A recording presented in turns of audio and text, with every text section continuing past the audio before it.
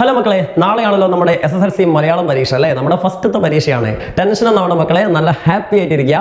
നാളത്തെ പരീക്ഷയോട് കൂടിയിട്ട് നമ്മുടെ മാമാങ്കം തുടങ്ങല്ലേ അല്ലേ? നിങ്ങളുടെ ജീവിതത്തിലേക്കുള്ള ഒരു നിർണായകമായ സ്റ്റെപ്പാണെന്ന് കരുതുക. അതിനനുസരിച്ച് നല്ല കോൺഫിഡൻസോടെ പരീക്ഷ എഴുതുക. ഓക്കെ, ഫസ്റ്റ് പരീക്ഷ തന്നെ മലയാളം ആയതുകൊണ്ട്, അല്ലെങ്കിൽ അറബി ആയതുകൊണ്ട്, അതല്ലെങ്കിൽ ഉറുദു, സംസ്കൃതം ഇങ്ങനെയുള്ള ഭാഷാ വിഷയമായതുകൊണ്ട് ഒരു ടെൻഷനും വേണ്ട. ഏറ്റവും സിമ്പിളായിട്ട് നിങ്ങൾക്ക് എഴുതാൻ കഴിയും. നിങ്ങൾ പഠിച്ച അല്ലെങ്കിൽ നിങ്ങൾക്ക് ഈസി ആയിട്ട് എഴുതാൻ കഴിയുന്ന ക്വസ്റ്റ്യൻസ് എന്നെ നാളെ വരട്ടെ എന്ന് ആശംസിക്കുകയാണ്. പിന്നെ പരീക്ഷയിൽ A+ നഷ്ടമാകും, നാളത്തെ പരീക്ഷ എനിക്ക് ടഫ് ആവും എന്ന് ചിന്തിക്കുന്ന ഏതെങ്കിലും മക്കളുണ്ടോ? അല്ല, അങ്ങനെ ചിന്തിക്കുന്നവരുണ്ടാവും, ഉണ്ടാവാതിരിക്കില്ലല്ലോ. അപ്പോൾ അവരോട് എനിക്ക് പറയാനുള്ളത്, നിങ്ങൾ ചില മിസ്റ്റേക്കുകൾ ചെയ്യാതിരുന്നു കഴിഞ്ഞാൽ നിങ്ങൾക്ക് സിമ്പിളായിട്ട് നാളത്തെ പരീക്ഷയിൽ A+ വാങ്ങാം. അതിൽ ഒന്നാമത്തെ മിസ്റ്റേക്ക് ഞാൻ എപ്പോഴും ഭാഷാ വിഷയങ്ങളിൽ പറയുന്ന ഒരു കാര്യം തന്നെയാണ്. നിങ്ങളുടെ ഹാൻഡ് റൈറ്റിംഗ്, നിങ്ങളുടെ പരീക്ഷാ പേപ്പർ വാല്യുവേറ്റ് ചെയ്യുന്ന ടീച്ചർക്ക് വളരെ എളുപ്പത്തിൽ വായിച്ചെടുക്കാൻ പറ്റുന്നതാവണം. ഓക്കെ, അതായത് വെറുതെ ചെറിയ വളരെ കുഞ്ഞു കുഞ്ഞു അക്ഷരങ്ങളിൽ എഴുതുക. അതേപോലെ തന്നെ അനാവശ്യമായിട്ട് എന്തെങ്കിലുമൊക്കെ കൂട്ടി എഴുതിങ്ങാണ്ട് വായിക്കാൻ പറ്റാത്ത, കൂട്ടി എഴുതുന്നുള്ളതും കുഴപ്പമില്ല. മലയാളത്തിലൊന്നും കൂട്ടിയെത്തില്ല എന്തായാലും, ഞാൻ മറ്റുള്ള ഭാഷാ വിഷയങ്ങളും മൊത്തം കോമൺ ആയിട്ടുള്ള കാര്യം പറയാണ്. എന്തെങ്കിലുമൊക്കെ ചെറമറാന്ന് എഴുതിങ്ങാണ്ട് വായിക്കാൻ പറ്റാത്ത കോലത്തിലാക്കുക, വെറുതെ വെട്ടും കുത്തിട്ടുങ്ങാണ്ട് പരീക്ഷാ പേപ്പറിന്റെ ഭംഗി നഷ്ടപ്പെടുത്തുക. ഇങ്ങനെയുള്ള ഒരു കാര്യവും നിങ്ങളുടെ ഭാഗത്തുനിന്ന് ഉണ്ടാവരുത്. നിങ്ങളുടെ പേപ്പർ കാണുമ്പോൾ ഞാൻ എപ്പോഴും പറയുന്ന പോലെ നല്ല മേക്കപ്പ് ചെയ്ത ഒരു സുന്ദരിയെ പോലെ അല്ലെങ്കിൽ സുന്ദരനെ പോലെ വളരെ മനോഹരമായിരിക്കണം, അല്ലെങ്കിൽ വളരെയധികം പെയിന്റ് അടിച്ച് മനോഹരമാക്കിയ ഒരു പൂമുഖം പോലെ അതിമനോഹരമായിരിക്കണം നിങ്ങളുടെ നാളത്തെ ആൻസർ ഷീറ്റ്. നാളത്തെ നല്ല ഇനി അവിടെ നിന്നുള്ള ആൻസർ ഷീറ്റുകൾ. കാരണം മനസ്സിലാക്കുക, നിങ്ങൾക്ക് ജീവിതത്തിൽ ഒരിക്കലും നിങ്ങൾ SSLC പരീക്ഷ ചെയ്തോളും അത് വളരെ ഭംഗിയാക്കിയിട്ട്. കാരണം ജയിച്ചു കഴിഞ്ഞാൽ പിന്നെ വേറെ അവസരമില്ല അല്ലേ? അതാണ് SSLCയുടെ പ്രത്യേകത. അപ്പോൾ ഒരൊറ്റ തവണയെ നമ്മൾ SSLC പരീക്ഷ എഴുതാൻ പോകുന്നുള്ളൂ എന്ന് വിചാരിക്കുക. അതുകൊണ്ട് വളരെ മനോഹരമായിട്ട് ഏറ്റവും പെർഫെക്റ്റ്, നിങ്ങളെ കൊണ്ട് ചെയ്യാൻ പറ്റുന്ന ഏറ്റവും പെർഫെക്റ്റ് ആക്കിയിട്ട് ആ പരീക്ഷയെ നിങ്ങൾ മാറ്റുക. ഇതാണ് ഒന്നാമത് നിങ്ങൾ ചെയ്യേണ്ടത്. ഇത് ചെയ്താൽ തന്നെ പകുതിയോളം നിങ്ങളുടെ ശ്രമങ്ങളിൽ നിങ്ങൾ വിജയിച്ചു എന്ന് തന്നെ മനസ്സിലാക്കാം. ഇനി രണ്ടാമത്തെ കാര്യം, ഞാൻ എപ്പോഴും പറഞ്ഞു, നിങ്ങൾ കുറച്ചൊക്കെ എന്തെങ്കിലുമൊക്കെ പഠിച്ചിട്ടുണ്ടാവും. അപ്പോൾ നമ്മൾ തന്നെ ഒരുപാട് വീഡിയോകൾ ചെയ്തിട്ടുണ്ട്, ഒരുപാട് ചാപ്റ്റേഴ്സിന്റെ സമ്മറികൾ നമ്മൾ തന്നിട്ടുണ്ട്. അപ്പോൾ കുറേ കുട്ടികൾ ചോദിച്ചു, ഇതുകൊണ്ട് എഴുതിയാൽ മാർക്ക് കിട്ടുമെന്നൊക്കെ കുറേ കുട്ടികൾ സംശയം പ്രകടിപ്പിച്ചിട്ടുണ്ട്. ഞാൻ വീണ്ടും ഉറപ്പിച്ച് പറയാണ്, തീർച്ചയായിട്ടും ഈ ഒരു പരീക്ഷ നിങ്ങൾക്ക് നമ്മുടെ നോട്ടുകൾ എഴുതിയാൽ നിങ്ങൾക്ക് മാർക്ക് കിട്ടും. ഈ ലാംഗ്വേജ് വിഷയങ്ങളുടെ വാല്യുവേഷനെ കുറിച്ച് വ്യക്തമായ ബോധ്യമുള്ളതുകൊണ്ടാണ് ഞാൻ നിങ്ങളോട് പറയുന്നത്. നിങ്ങൾ ഒരു പക്ഷേ ഫസ്റ്റ് ആദ്യമായിട്ടായിരിക്കും SSLC പരീക്ഷ എഴുതുന്നത്. ഒരു പക്ഷേ അല്ല, നിങ്ങൾ ആദ്യമായിട്ടാണ് SSLC പരീക്ഷ എഴുതുന്നത്. ശേഷമായിട്ട് SSLC പരീക്ഷ എഴുതിയ ഒരുപാട് കുട്ടികളെ എനിക്കറിയാം. ഓക്കെ, അവരുടെ പേപ്പറുകൾ ഞാൻ പലതരം, നമ്മുടെ SSLC പരീക്ഷ കഴിഞ്ഞിട്ട് A+ കിട്ടുന്ന കുട്ടികളുടെ പേപ്പറുകൾ ഞങ്ങൾ ഫോട്ടോസ്റ്റാറ്റ് എടുത്ത് വാങ്ങിക്കാറുണ്ട്, ഫോട്ടോസ്റ്റാറ്റിന്റെ ഫോട്ടോ കോപ്പി വാങ്ങിക്കാറുണ്ട്.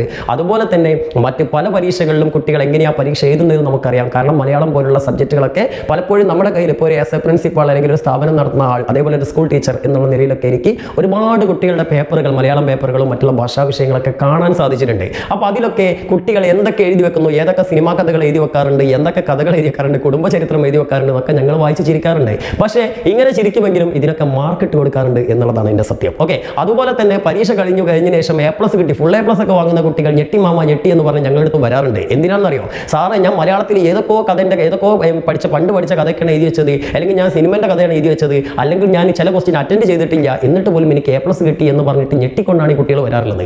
ഇതുകൊണ്ടാണ് ഞാൻ പറയുന്നത്, ഇതിന്റെ വാല്യുവേഷൻ ഇങ്ങനെയാണ് മക്കളെ. നിങ്ങൾ ടെൻഷൻ അടിക്കേണ്ട. നിങ്ങൾ ആദ്യം ചെയ്യേണ്ടതെന്ന് വെച്ചാൽ, ഒരു ടെൻഷനും ഇല്ലാതെ നിങ്ങളുടെ മനസ്സിൽ ഒരു ക്വസ്റ്റ്യൻ വായിക്കുമ്പോൾ നിങ്ങളുടെ മനസ്സിലേക്ക് ഒരു ഉത്തരം തെളിഞ്ഞു വരും. അത് ചിലപ്പോൾ ആ ക്വസ്റ്റ്യനുമായിട്ട് ഒരു ബന്ധമില്ലാത്ത ഉത്തരമായിരിക്കും. നിങ്ങൾക്ക് ചിലപ്പോൾ ഒരു ക്വസ്റ്റ്യൻ വായിക്കുന്ന സമയത്ത് നിങ്ങൾക്ക് പെട്ടെന്ന് ഓർമ്മ വരും, ഒരു സിനിമയുടെ കഥയാണെങ്കിൽ അതങ്ങോട്ട് എഴുതി വെക്കുക. ഒരു കഥാപാത്ര നിരൂപണം ചോദിക്കുകയാണ്, നിങ്ങൾക്ക് പെട്ടെന്ന് നിങ്ങളുടെ കാമുകിനെയാണ് നിങ്ങൾക്ക് ഓർമ്മ വരുന്നത്, അയാളുടെ പ്രത്യേകത കൊണ്ട് എഴുതി വെക്കുക. അതായത് എഴുതി വെക്കാതിരിക്കരുത് എന്നർത്ഥം. എന്തെങ്കിലും നിങ്ങളുടെ മനസ്സിൽ തോന്നി എഴുതി വെക്കുക, ഇതാണ് ഉത്തരമെന്ന് പൂർണ്ണ കോൺഫിഡൻസ് നിങ്ങൾക്ക് ഉണ്ടായിരിക്കണം. ആ കോൺഫിഡൻസിനാണ് മാർക്ക്. ആ കോൺഫിഡൻസ് നിങ്ങൾക്കില്ലെങ്കിൽ, നിങ്ങൾ എഴുതുന്ന സമയത്ത് തന്നെ അയ്യോ ഈ ഉത്തരം തെറ്റാണെന്ന് നിങ്ങൾക്ക് തോന്നിക്കഴിഞ്ഞാൽ പിന്നെ നിങ്ങൾ എഴുതുന്നതൊക്കെ വളരെ യാന്ത്രികമായിരിക്കും. അപ്പോൾ അതിൽ നിങ്ങൾക്ക് നല്ല സാഹിത്യങ്ങൾ വരില്ല. ഓക്കെ, അപ്പം അത് വളരെ ഇമ്പോർട്ടൻ്റ് ആണ് ലാംഗ്വേജിൻ്റെ കാര്യത്തിൽ. ഇത് ലാംഗ്വേജിൻ്റെ കാര്യത്തിൽ മാത്രമാണ് ഞാൻ പറയുന്നത്. ഓക്കെ, അപ്പം നാളത്തെ പരീക്ഷയിൽ അറബി ആയാലും മലയാളം ആയാലും ഉറുദു ആയാലും ഏത് സബ്ജക്റ്റ് ആയാലും ശരി, നിങ്ങൾ ഇതുപോലെ നിങ്ങൾക്ക് തോന്നുന്നതൊക്കെ എഴുതി വെക്കണം. ഇനി മറ്റൊരു കാര്യം എന്താണെന്ന് വിചാരിച്ചാൽ, മാർക്കിനനുസരിച്ച് എഴുതണം എന്നുള്ളതാണ്. നമുക്കറിയാം 1 മാർക്കിൻ്റെയും 2 മാർക്കിൻ്റെയും 4 മാർക്കിൻ്റെയും 6 മാർക്കിൻ്റെയും ചോദ്യങ്ങളുണ്ട്. ഇതിൽ 4 മാർക്കിൻ്റെ ചോദ്യങ്ങളുടെ ഉത്തരം എഴുതാനുള്ളതും 2 മാർക്കിൻ്റെ ഉത്തരം എഴുതാനുള്ളതൊക്കെ കുറേ ഗുട്ടൻസ് ആണ് ഞാൻ സമ്മറി എന്ന രൂപത്തിൽ നിങ്ങൾക്ക് തന്നത്.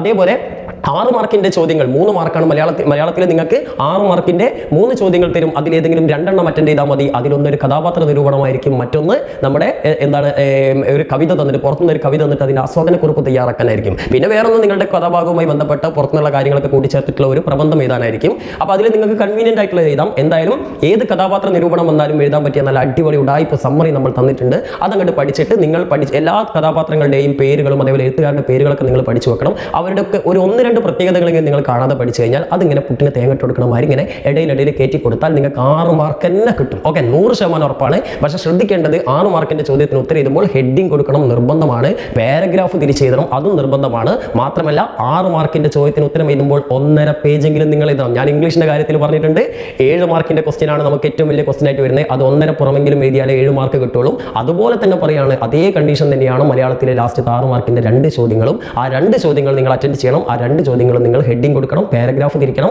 1.5 പുറമെങ്കിലും, ഒരു 1 സൈഡും അതിന്റെ അപ്പുറത്തെ സൈഡിൽ ഒരു പകുതിയെങ്കിലും. അതിൽ കൂടുകയാണെങ്കിൽ മാക്സിമം പോയ 2 പുറം, അതിൽ കൂടുതൽ എഴുതണ്ട. ഒരുപാട് വാരി വലിച്ച് എഴുതിയാൽ ഉള്ള മാർക്ക് കുറയാൻ അത് കാരണം. അധികമായാൽ അമൃതം വിഷന്ന് കേട്ടിട്ടില്ലേ? അപ്പം വാരി വലിച്ച് ഒരുപാട് എഴുതാൻ ഒരിക്കലും നിൽക്കരുത്. കറക്റ്റ് പാകത്തിന് എഴുതിയാൽ മതി, എന്നാലും നിങ്ങൾക്ക് സമയം വരെ കിട്ടുള്ളൂ. ഏറ്റവും കൂടുതൽ കുട്ടികൾക്ക് സമയം നഷ്ടപ്പെടുന്ന ഒരു പ്രശ്നം ഉണ്ടാവും. അപ്പോൾ അതുകൊണ്ട് ഇത് വളരെ ശ്രദ്ധിക്കുക. എന്ത് ചെയ്യുക, മാർക്കിനനുസരിച്ച് 6 മാർക്കിന്റെ ക്വസ്റ്റ്യൻ 1.5 പേജ് മാത്രം എഴുതുക. ഓക്കെ, 1.5 പേജിൽ കുറേ എഴുതിട്ട് എങ്ങനെയെങ്കിലും 1.5 പേജിലേക്ക് എഴുതണം. നിങ്ങൾ പഠിച്ചത് 1.5 പേജ് ഇല്ലെങ്കിൽ അതിൻ്റെ ഇടയിൽ എന്തെങ്കിലും എഴുതി വെക്കുക, എന്തെങ്കിലും സിനിമ കഥയെങ്കിലും എഴുതി വെച്ചിട്ട് 1.5 പേജ് എത്തിക്കുക, അല്ലെങ്കിൽ നിങ്ങൾക്ക് മാർക്ക് കിട്ടൂല. ഓക്കെ, ഇനി അടുത്തത് കവിത അല്ലേ. ഇതിൽ വരുന്ന 6 മാർക്കിന്റെ ഒരു കവിതയുടെ ആസ്വാദന കുറിപ്പ് തയ്യാറാക്കാൻ വരും. അതിന്റെയും ഒരു ഉടായ്പ പരിപാടി നമ്മൾ ചെയ്തിട്ടുണ്ട്. വീഡിയോ കണ്ടിട്ടില്ലാത്തവർ ആ വീഡിയോ നമ്മുടെ പ്ലേലിസ്റ്റ് ഒന്ന് കാണാം. ഏത് കവിത ചോദിച്ചു കഴിഞ്ഞാൽ നിങ്ങൾക്ക് ആ ഒരു സമ്മറി, അതിൽ പറയുന്ന കാര്യങ്ങൾ കൃത്യമായിട്ട് പറയുന്നത് കേൾക്കണം. എന്നിട്ട് അത് പ്രകാരം എഴുതി കഴിഞ്ഞാൽ നിങ്ങൾക്ക് 6 മാർക്ക് എന്തായാലും കിട്ടും, 100% ഉറപ്പ് തരാണ്. അപ്പം 12 മാർക്ക് നമ്മുടെ ഈ വീഡിയോയിലൂടെ നിങ്ങൾക്ക് 100% കിട്ടും. പിന്നെ അതുകൂടാതെ പ്രധാനപ്പെട്ട പരീക്ഷയ്ക്ക് വരാൻ സാധ്യതയുള്ള പാഠഭാഗങ്ങളുടെയൊക്കെ സമ്മറികളായിട്ടുള്ള ഏറ്റവും ഷോർട്ട് ആയിട്ടുള്ള കണ്ടന്റ് വെച്ചിട്ടുള്ള വീഡിയോ നമ്മൾ ചെയ്തിട്ടുണ്ടല്ലോ. ആ വീഡിയോ കണ്ടന്റുകൾ പഠിച്ചാൽ 4 മാർക്കിന്റെയും 2 മാർക്കിന്റെയും ചോദ്യങ്ങളിലൊക്കെ നിങ്ങൾക്ക് ഉത്തരം അറിയില്ലെങ്കിൽ, നിങ്ങൾ പഠിക്കാത്ത ചോദ്യമാണ് വന്നതെങ്കിൽ, നിങ്ങൾക്ക് തലകുത്തി മറിഞ്ഞിട്ടും അതിന്റെ ഉത്തരങ്ങൾ നിങ്ങൾക്ക് അറിയാൻ കഴിയുന്നില്ലെങ്കിൽ, നിങ്ങൾ ഈ ഒരു കണ്ടന്റ് അങ്ങോട്ട് എഴുതി വെച്ചാൽ മതി. ഏത് പാഠത്തിന്റെ കണ്ടന്റ് ആണോ ആ കണ്ടന്റ് ആ ചോദ്യത്തിന് വെച്ചെടുക്കുക. ഏത് പാഠത്തിനാണ് ചോദ്യം വന്നതെന്ന് അടിയിൽ എഴുതിയിട്ടുണ്ടാവുമല്ലോ. അങ്ങനെയാണെങ്കിലും നിങ്ങൾക്ക് ഫുൾ മാർക്ക് ഞാൻ ഇപ്പോഴേ ഓഫർ ചെയ്യാണ്. അപ്പോൾ എങ്ങനെ പോയാലും നമ്മൾ A+ വാങ്ങിയിരിക്കും. ഒരു ചോദ്യം പോലും നിങ്ങൾ വിടരുത്. ഓക്കെ, പിന്നെ 1 വേർഡ് ക്വസ്റ്റ്യൻ കിട്ടാൻ മക്കളെ നിങ്ങൾ നന്നായിട്ട് ടെക്സ്റ്റ് വായിക്കണം. വായിക്കാത്ത ഓപ്ഷൻ ഇല്ല. പിന്നെ അതിൽ ചെറിയ ഗ്രാമറൊക്കെ വരുന്ന ഭാഗങ്ങളിലെ വിഗ്രഹിച്ച് ചെയ്താലും, അതേപോലെ തന്നെ എന്താണ് 2 സെന്റൻസുകൾ തന്നിട്ട് അതിന് അർത്ഥ വ്യത്യാസം കൂടാതെ കൂട്ടി തരാൻ, അതൊക്കെ ഒരു കോമൺ സെൻസ് ഉള്ള കുട്ടിക്ക് ഈസി ആയിട്ട് എഴുതാൻ കഴിയും. ചിലതിനൊക്കെ ഓപ്ഷൻസ് ഉണ്ടല്ലോ, അപ്പോൾ സിമ്പിൾ ആയിട്ട് നിങ്ങൾക്ക് ഉത്തരം കിട്ടാവുന്നതാണ്. അപ്പോൾ എന്നാലും ഒന്ന് ടെക്സ്റ്റ് ബുക്ക് ഒന്ന് വായിച്ചു പോവുക, എന്നാലേ നിങ്ങൾക്ക് ആ 1 വേർഡ് ക്വസ്റ്റ്യൻ ഒക്കെ ഈസി ആയിട്ട് കിട്ടുള്ളൂ. 1 വേർഡ് ക്വസ്റ്റ്യൻ കൂടി കിട്ടിയാൽ നിങ്ങൾക്ക് A+ എത്താനുള്ള എളുപ്പമാവുള്ളൂ അല്ലേ. ഇനി അടുത്തതായിട്ട് നിങ്ങൾ ശ്രദ്ധിക്കേണ്ട ഒരു കാര്യം, എല്ലാ ക്വസ്റ്റ്യനും അറ്റൻഡ് ചെയ്യണം എന്നുള്ളതാണ്. എല്ലാ ക്വസ്റ്റ്യൻ അറ്റൻഡ് ചെയ്യാന്ന് പറഞ്ഞാൽ നിർബന്ധമായിട്ടും അറ്റൻഡ് ചെയ്യേണ്ടത് നമ്മൾ എന്തായാലും അറ്റൻഡ് ചെയ്യണം. എന്നാലല്ലേ നമുക്ക് 40 മാർക്ക് സ്കോർ ചെയ്യാൻ പറ്റുള്ളൂ. എന്നാൽ 40 മാർക്കിന്റെ പരീക്ഷയിൽ നിങ്ങൾക്ക് 50 മാർക്കിന്റെ ഏറെ ക്വസ്റ്റ്യൻസ് ഉണ്ടാവും അല്ലേ. അപ്പം എല്ലാ ക്വസ്റ്റ്യൻ എന്ന് പറഞ്ഞാൽ ഓർ ക്വസ്റ്റ്യൻ വരെ നിങ്ങൾ അറ്റൻഡ് ചെയ്യണം. പക്ഷേ ശ്രദ്ധിക്കേണ്ട കാര്യം എന്താണെന്ന് വിചാരിച്ചാൽ, ആദ്യം നിങ്ങൾ നിർബന്ധമായും അറ്റൻഡ് ചെയ്യേണ്ട ക്വസ്റ്റ്യൻസ് അറ്റൻഡ് ചെയ്യണം. ഇത് ഞാൻ നേരത്തെ നിങ്ങളോട് പറഞ്ഞതാണ് ഒരു വീഡിയോയിൽ സെപ്പറേറ്റ് ആയിട്ട് തന്നെ. ഒന്നുകൂടി പറയാണ്, നാളെ നിങ്ങൾ എന്തെന്ന് വെച്ചാൽ നിർബന്ധം, ഇപ്പോൾ ഉദാഹരണത്തിന് 5 ലാസ്റ്റത്തെ ക്വസ്റ്റ്യൻ നോക്കാം, 3 ക്വസ്റ്റ്യൻ തന്നിട്ട് അതിൽ 2 എണ്ണം മാത്രം നിങ്ങൾ അറ്റൻഡ് ചെയ്താൽ മതി എന്നാണ്. അപ്പോൾ ആദ്യം 2 എണ്ണം അറ്റൻഡ് ചെയ്യാം. പിന്നെ ബാക്കി ഏതൊക്കെ 2 മാർക്കിന്റെ 1 മാർക്കിന്റെ 4 മാർക്കിന്റെ ഒക്കെ ക്വസ്റ്റ്യൻസിൽ ഇതേമാതിരി ഓപ്ഷൻസ് ഉണ്ടെങ്കിൽ ആ ഓപ്ഷൻസ് ആയിട്ട് വരുന്ന എല്ലാ ക്വസ്റ്റ്യൻസ് ആദ്യം അറ്റൻഡ് ചെയ്യുക. ഇത് നിർബന്ധമായിട്ടും എഴുതേണ്ട ക്വസ്റ്റ്യൻസ് ഒക്കെ അറ്റൻഡ് ചെയ്യുക. അത് കഴിഞ്ഞിട്ട് 1.5 മണിക്കൂറിന്റെ പരീക്ഷ ഒരു 1 മണിക്കൂർ ഉണ്ടെങ്കിൽ നിങ്ങൾ തീർക്കുക. എന്നിട്ട് അവസാനത്തെ അരമണിക്കൂറിൽ മക്കളെ നിങ്ങൾ എന്ത് ചെയ്യണം, ഈ അഡീഷണൽ ആയിട്ടുള്ള ക്വസ്റ്റ്യൻസ് കൂടി അറ്റൻഡ് ചെയ്യാൻ നല്ല ഭംഗിയായിട്ട് നിങ്ങളെ കൊണ്ട് കഴിയാവുന്ന രീതിയിൽ എന്ത് ചെയ്യുക, അറ്റൻഡ് ചെയ്യുക. നിങ്ങൾക്ക് അറിയാത്ത ഉത്തരമാണെങ്കിൽ പോലും എന്തെങ്കിലും ഉത്തരം അറ്റൻഡ് ചെയ്ത് നോക്കുക. അതിന്റെ ഗുണങ്ങളൊക്കെ ഞാൻ ഒരുപാട് തവണ പറഞ്ഞതാണ്.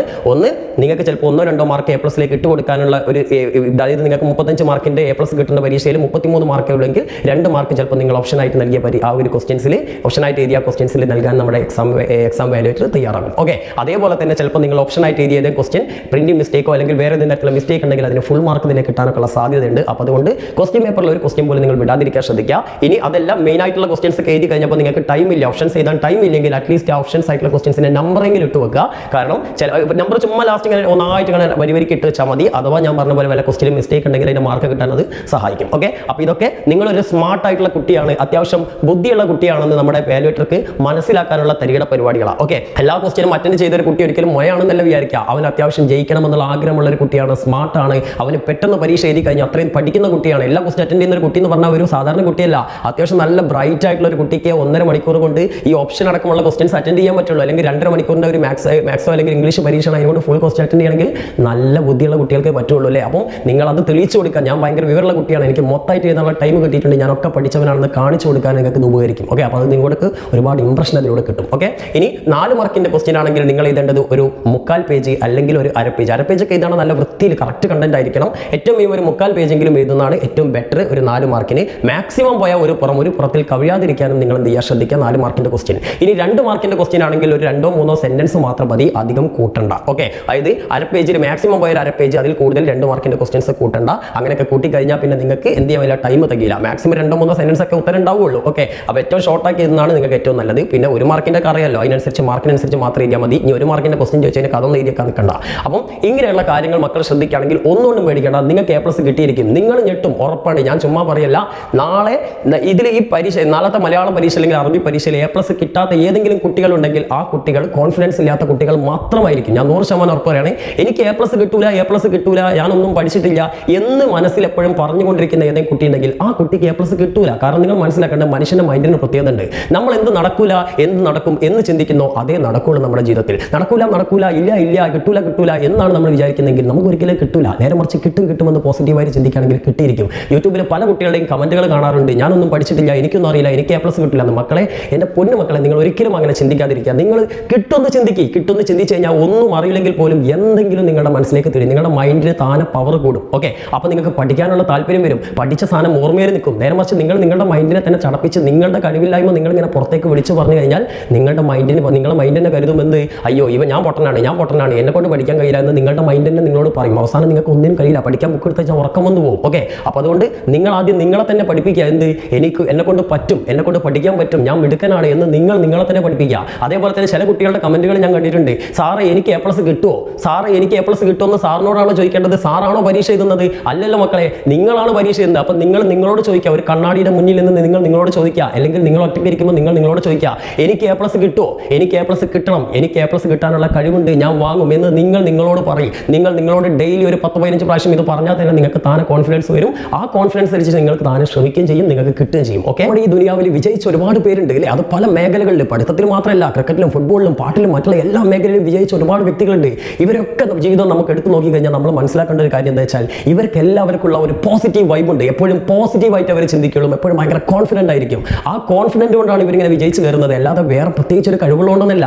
അപ്പം നിങ്ങൾക്ക് എല്ലാവർക്കും നമ്മുടെ ഉള്ളിൽ ഒരുപാട് കഴിവുകളുണ്ട്, അപാരമായ കഴിവുകളുള്ളവരാണ് നമ്മളൊക്കെ. പക്ഷേ ആ കഴിവുകൾ നമ്മൾ പുറത്തേക്ക് എടുക്കണം. അല്ലാതെ എപ്പോഴും എൻ്റെ കൂടെ ഉള്ളവൻ നല്ല പഠിക്കുന്നുണ്ട്, എനിക്ക് പഠിക്കാൻ കഴിയുന്നില്ല, അവൻ ടീച്ചറുടെ മകനാണ്, അവന് നല്ല ബുദ്ധിയുണ്ട്, എനിക്ക് ജന്മനെ ബുദ്ധിയില്ല, എൻ്റെ അച്ഛന് വിദ്യാഭ്യാസമില്ല, അമ്മക്ക് വിദ്യാഭ്യാസമില്ല, ഇങ്ങനെ ചിന്തിച്ച് നിൽക്കാതെ നിങ്ങൾ ആരാണെന്ന് ചിന്തിക്കുക. നിങ്ങൾക്ക് കഴിവുണ്ടെന്ന് എപ്പോഴും പോസിറ്റീവായിട്ട് വിചാരിക്കുക, അതിനുവേണ്ടി ശ്രമിക്കുക. തീർച്ചയായിട്ടും നിങ്ങൾക്ക് A+ കിട്ടും. A+ നല്ല മക്കളെ നിങ്ങളുടെ ജീവിതത്തിൽ എവിടെയും വിജയിക്കും ഈ പോസിറ്റീവായിട്ടുള്ള ആറ്റിറ്റ്യൂഡ് ഉണ്ടെങ്കിൽ. അപ്പോൾ ഇനി മുതലെങ്കിലും എന്നെ കൊണ്ട് പറ്റൂല, കഴിയില്ല, ഇല്ല എന്നുള്ള വാക്കുകൾ മറക്കുക. പറ്റും, ഉണ്ട്, ഇങ്ങനെയുള്ള പോസിറ്റീവായിട്ടുള്ള ചിന്തകൾ മാത്രം നിങ്ങൾ മനസ്സിൽ വെച്ച് നോക്ക്. ഈ ലോകം മൊത്തം നിങ്ങളുടെ കൂടെ നിൽക്കും നിങ്ങളുടെ വിജയത്തിന് വേണ്ടിയിട്ട്. ഓക്കെ, അപ്പം മക്കളെ, പരീക്ഷ കഴിഞ്ഞിട്ട് പരീക്ഷ അടിപൊളിയായിരുന്നു മാഷെ, ഞാൻ എല്ലാം എഴുതി എന്നുള്ള കോൺഫിഡൻസോട് കൂടിയാണ് നിങ്ങൾ വരാൻ. അല്ലാതെ പരീക്ഷ കഴിഞ്ഞതിന് ശേഷം അയ്യോ പരീക്ഷ ടഫായിരുന്നു, ഞാൻ പഠിച്ചൊന്നും വന്നില്ല എന്ന് പറഞ്ഞിട്ട് ഇങ്ങോട്ട് പറയരുത്. അങ്ങനെ നിങ്ങൾ പഠിച്ചതൊന്നും വന്നിട്ടില്ലെങ്കിൽ പോലും ഞാൻ പറഞ്ഞതുപോലെ നിങ്ങളുടെ മനസ്സിൽ എന്താണോ തോന്നുന്നത് അത് എഴുതി വെക്കണം. അത് ശരിയാണെന്ന് നിങ്ങൾക്ക് ബോധ്യം വേണം. ഓക്കെ, മാർക്ക് ഇട്ട് തരേണ്ടത് നിങ്ങളല്ല, നിങ്ങളുടെ ടീച്ചേഴ്സ്, വാല്യുവേറ്റേഴ്സ് ആണ്. അവർ തീരുമാനിക്കും മാർക്ക് ഇടണോ മാർക്ക് ഇടണ്ട എന്നുള്ളത്. അവരെന്തായാലും മാർക്ക് ഇട്ട് തരും. വെറുതെ നിങ്ങൾ ടെൻഷൻ അടിക്കേണ്ട ആവശ്യമില്ല. പരീക്ഷ കഴിഞ്ഞാൽ പിന്നെ കഴിഞ്ഞ പരീക്ഷയെക്കുറിച്ച് ചിന്തിക്കരുത്. ഇത് ഞാൻ ഓൾറെഡി നിങ്ങളോട് പറഞ്ഞിട്ടുള്ള കാര്യമാണ്. അടുത്ത പരീക്ഷയ്ക്ക് വേണ്ടി അപ്പം തന്നെ, ഈ മലയാളം പരീക്ഷ അല്ലെങ്കിൽ ഫസ്റ്റ് ലാംഗ്വേജ് പരീക്ഷ കഴിഞ്ഞാൽ ഉടൻ ഇംഗ്ലീഷ് പരീക്ഷയാണ് വരുന്നത്. അതുകൊണ്ട് ഈ പരീക്ഷ കഴിഞ്ഞാൽ പിന്നെ അടുത്ത പരീക്ഷ, ഈ കഴിഞ്ഞ പരീക്ഷയെക്കുറിച്ച് ടെൻഷൻ അടിക്കാതെ അടുത്ത പരീക്ഷയ്ക്ക് വേണ്ടി അപ്പം തന്നെ വീട്ടിലെത്തിയ ഉടൻ തന്നെ പ്രിപ്പയർ ചെയ്യുക. നമ്മൾ അതിന് വേണ്ടിയിട്ടുള്ള സ്പെഷ്യൽ ആയിട്ടുള്ള വീഡിയോകളൊക്കെ റെഡിയാക്കിക്കൊണ്ടിരിക്കുന്നുണ്ട്. ഗ്രാമറിന്റെ കുറച്ചുകൂടി വീഡിയോകളുണ്ട്, പിന്നെ ഇംഗ്ലീഷിന്റെ അവസാനം ഫൈനൽ ഒരു മോട്ടിവേഷൻ ഉണ്ട്. ഇങ്ങനെയുള്ള കാര്യങ്ങളൊക്കെ ഉടൻ തന്നെ നമ്മൾ ആ മലയാള പരീക്ഷയിലും ഫസ്റ്റ് ലാംഗ്വേജിന്റെ പരീക്ഷ കഴിഞ്ഞ ഉടൻ തന്നെ ചെയ്യുന്നതായിരിക്കും.